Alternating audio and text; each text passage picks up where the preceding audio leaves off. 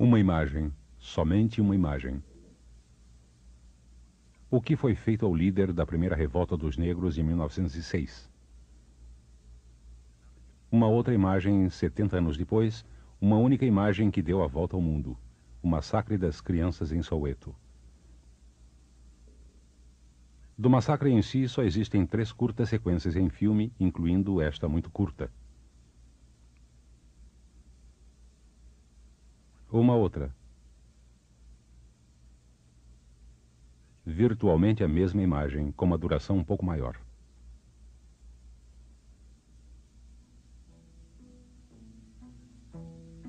Para o início desta história, não temos imagens.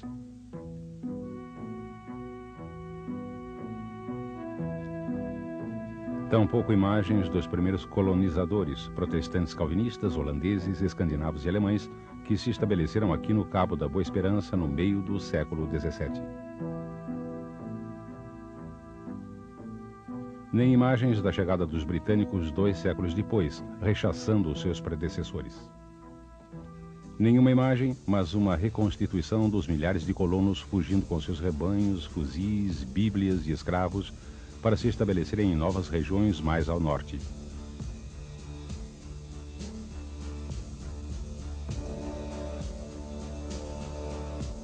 É aqui que se origina a fé ardorosa dos Afrikanders.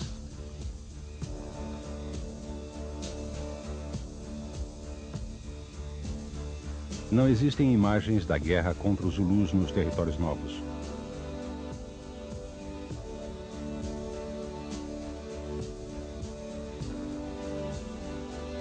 Somente a reconstituição da Batalha de Blood River, em 1838.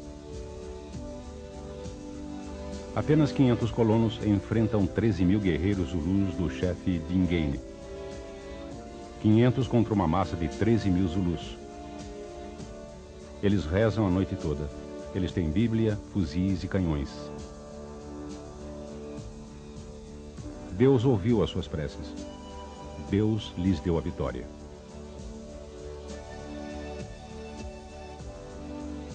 Os Afrikanders vencem a Batalha do Lague em 1838.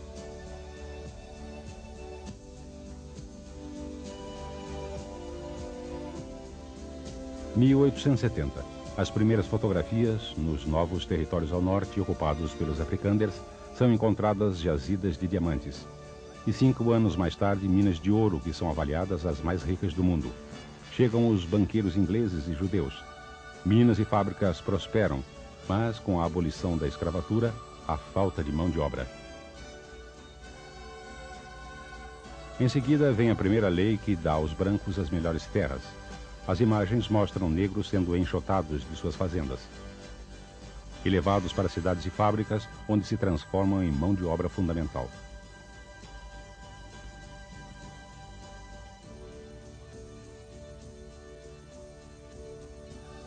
Em seguida, os regulamentos oficiais da Primeira República de Transvaal estabelecem que se deve evitar no Estado e na Igreja a igualdade entre gente de cor e os brancos.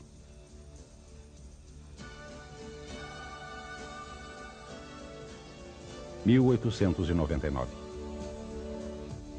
O poder do ouro de Transvaal é tanto que as tropas britânicas são levadas a invadir os territórios dos Boers. As primeiras imagens de guerra.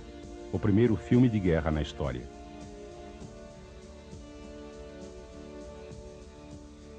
Apenas algumas imagens como esta.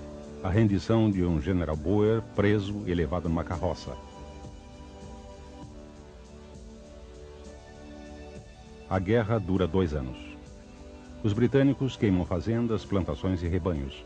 Eles inventam o arame farpado e os campos de concentração, onde passam a enclausurar mulheres e crianças.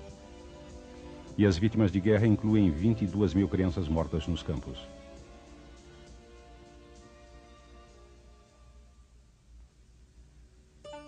A terra está devastada e os campos destruídos. Poucas imagens dos anos que seguem retratam a miséria dos fazendeiros Afrikander, obrigados a trabalhar nas minas e nas fábricas. Anos de miséria e de sopas comunitárias. Anos durante os quais eles sustentam no coração ódio pelos ingleses. anos que permanecem gravados nas suas memórias.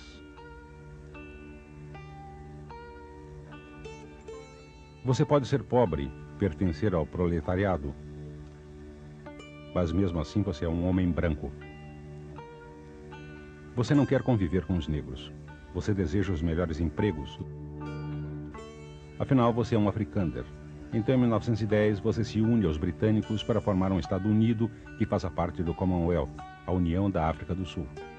Você também se une para dividir a população em dois, os brancos e o resto. O resto significa indianos, negros e a população mestiça. Todos são excluídos do processo democrático e privados de muitos de seus direitos. Em 1911, uma lei é decretada para proibi-los de exercerem certos tipos de trabalho.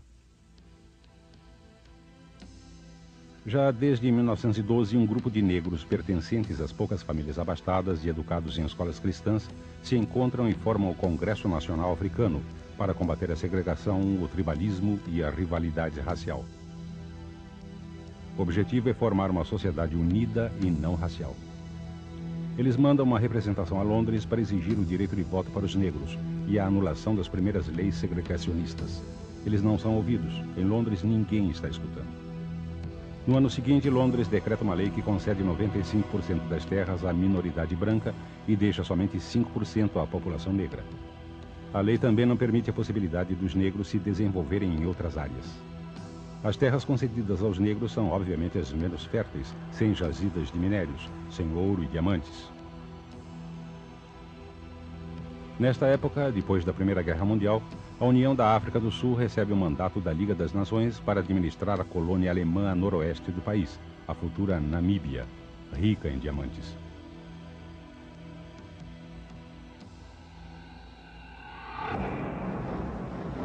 Janeiro de 1922. Os tempos são difíceis para os operários brancos com seus empregos e salários ameaçados devido à concorrência da mão de obra negra, mais numerosa e barata. Boatos de demissões iminentes provocam uma greve de 22 mil operários e mineiros e resulta na criação de sindicatos e do Partido Comunista.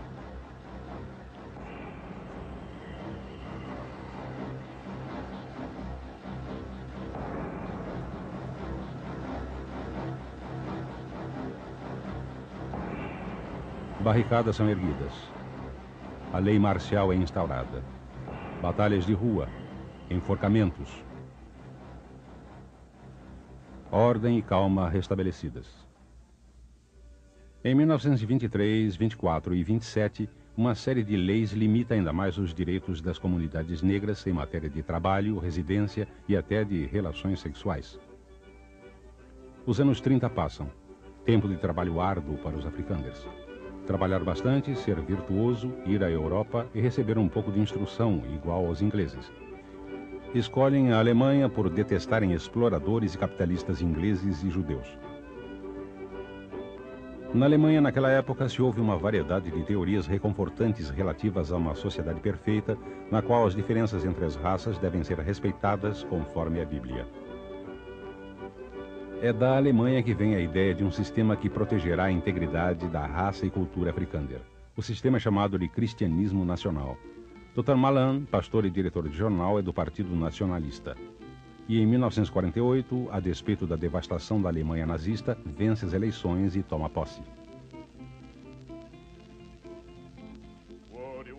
is nou klaar en die huis toe gaan is daar terug na die ou Transvaal.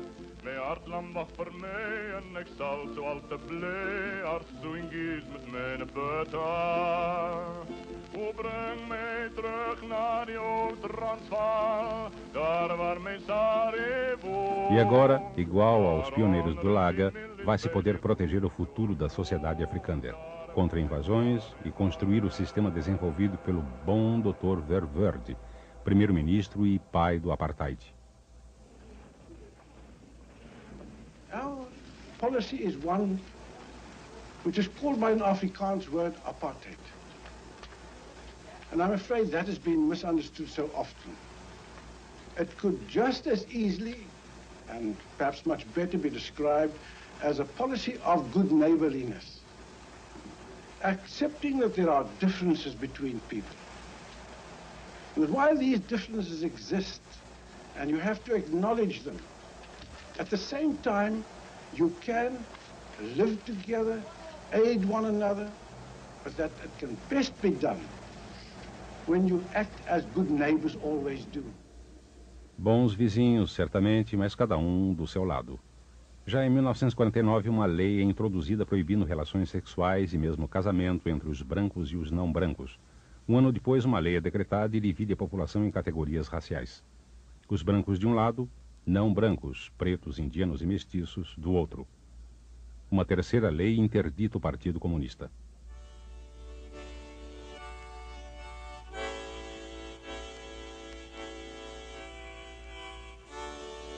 Já há alguns anos, as terras fracas e insuficientes que foram dadas aos negros não puderam sustentá-los, e números cada vez maiores deles estavam migrando para cidades à procura de trabalho, enchendo as já superpopuladas favelas na periferia das cidades e das zonas industriais. É preciso pôr ordem nisto tudo. Medidas são tomadas. Em 1950, uma lei delimita as zonas residenciais segundo categorias raciais. Brancos e não brancos devem viver em áreas separadas. Nada de misturar. Todos os negros devem ser administrativamente distribuídos em uma das reservas, de acordo com a sua origem étnica. Há 9 reservas para 8 grupos étnicos. Elas são bastante dispersas, em terras que os brancos não desejam assentar. A reserva dos Zulus é subdividida em 10 regiões.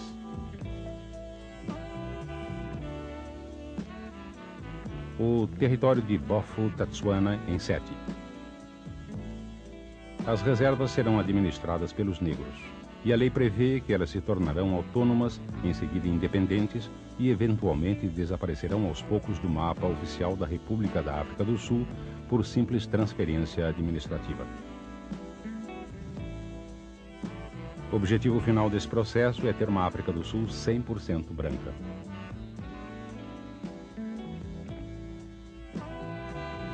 De agora em diante, a lei estipula que os negros poderão gozar de seus direitos civis somente dentro de suas reservas.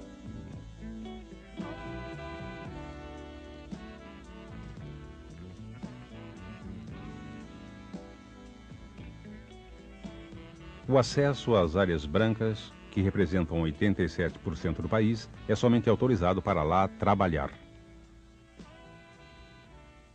Em 1952, a fim de controlar seus movimentos, os Pass Laws são introduzidos. Os negros são obrigados a carregar um salvo-conduto, detalhando a reserva de origem, a situação familiar e profissional, os lugares de trabalho e estadia e os lugares permitidos de visitar. Can you work, John? Yes. Are you sure you can work? Yes, boss. I don't want any lazy campers on the job, yeah? No, I'll work. Let me see your pass.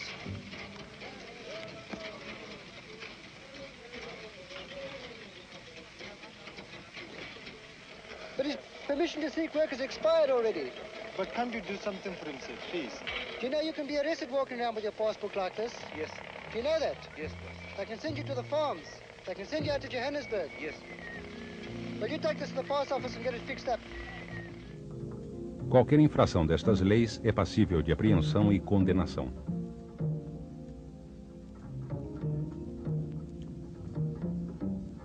$1.200.000 em 10 anos. Leis são feitas para definir quais lugares públicos permitem o acesso aos negros. Lugares para brancos, lugares para pretos.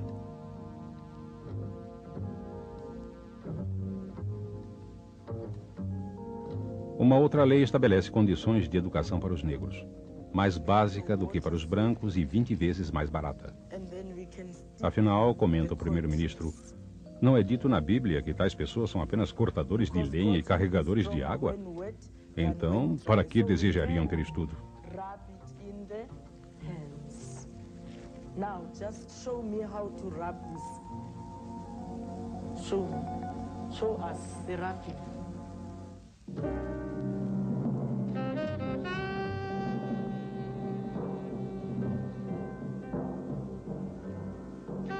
Mineiros. 500.000 são alojados em lugares afastados, em hospedarias pertencentes às companhias, cujo acesso é proibido até para suas famílias, suas mulheres e seus filhos.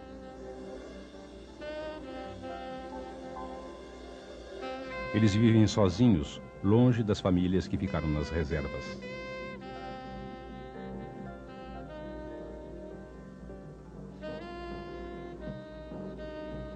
Os contratos de trabalho são temporários, renovados todos os anos. Eles ganham 15 vezes menos do que os mineiros brancos.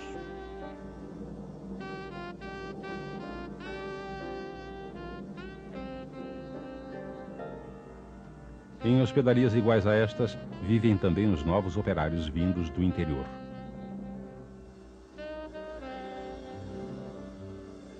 As favelas são demolidas para fins imobiliários. Mas, para os que são operários ou empregados domésticos nas áreas brancas, cidades satélites são levantadas e serão conhecidas como townships.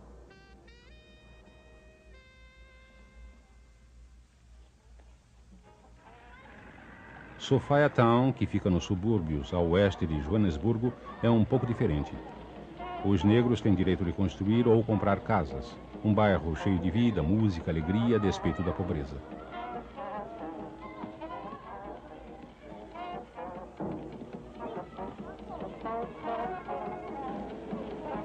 Naquela época, havia uma enfermeira que cantou no filme de Lionel Hogazin, Miriam Makeba.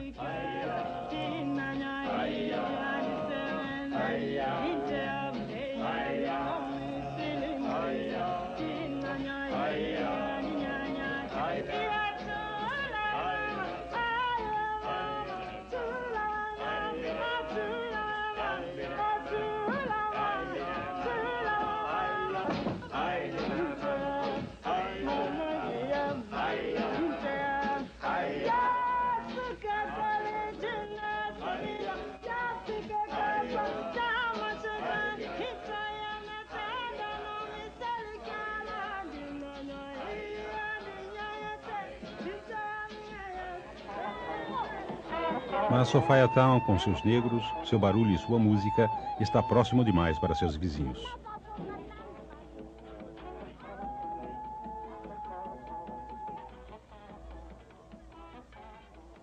Então, numa manhã de verão, bem cedo, enquanto as pessoas ainda estão dormindo, um contingente de 2.000 policiais e soldados armados entram nas casas e despejam todos os habitantes.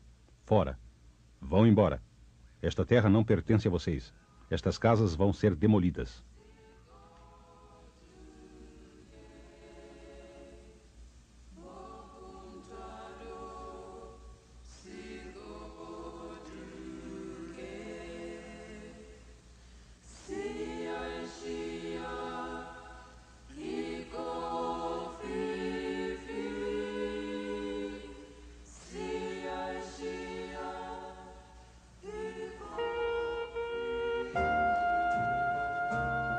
Dentro de poucas horas, os residentes de Sophiatown são despejados.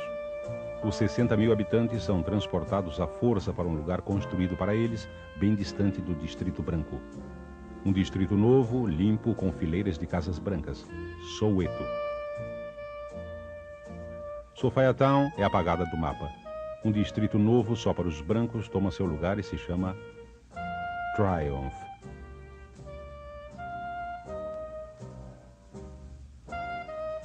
Lembraremos para sempre de Sophiatown. É assim que nos anos 50 o governo nacionalista instalou o sistema chamado Apartheid, o racismo legalizado. De um lado, 3 milhões de brancos, do outro 11 milhões de negros e 2 milhões de indianos e mestiços. Desde o início, negros, indianos e mestiços africanos reivindicam igualdade, justiça e liberdade e resistem de todas as maneiras possíveis. Tem o exemplo de Gandhi, que aqui organizou suas primeiras marchas pacíficas, praticando a resistência não violenta. Os brancos também lutam contra a segregação. Liberais, comunistas e veteranos da guerra na Europa.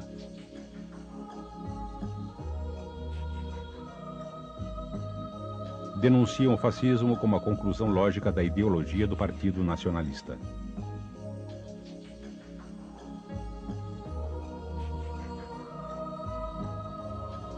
Na vanguarda da luta estão as mulheres. Helen Joseph, professora, assistente social e líder do movimento feminino com a negra Lillian Ngoyi.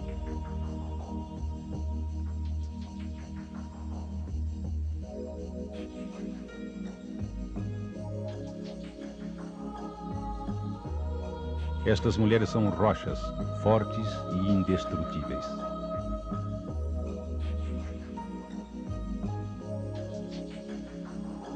Repressão, detenção, mera rotina. Sempre foi assim e continuará durante muitos anos.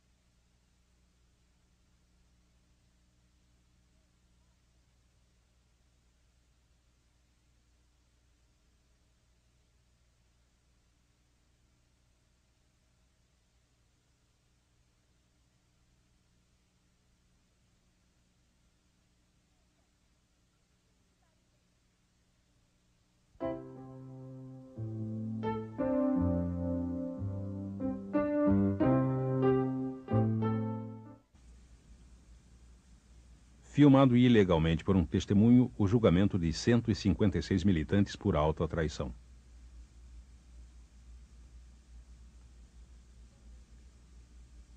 Entre os prisioneiros está Joe Slovo, o líder do Partido Comunista, e Nelson Mandela, um jovem advogado. Sempre sorridente, ele é membro de uma família real, Xhosa, e líder dos jovens na CNA. Bram Fischer, o advogado de defesa. O processo durará 4 anos.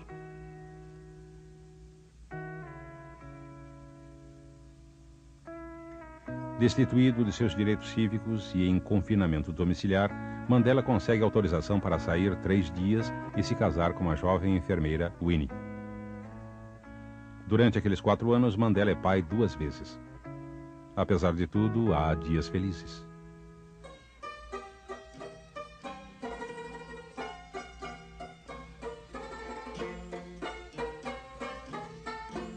Em 1959, o governo estabelece uma lei que regula o consumo de bebidas alcoólicas. São abertos bares só para negros, onde é servida uma cerveja especial com alto teor nutritivo e baixo teor alcoólico. A cerveja tradicionalmente preparada em casa pelas mulheres é interditada. Na favela de Katamanor, perto de Durban, as mulheres protestam contra esta ofensa à sua cultura e tradição e destroem um bar novo.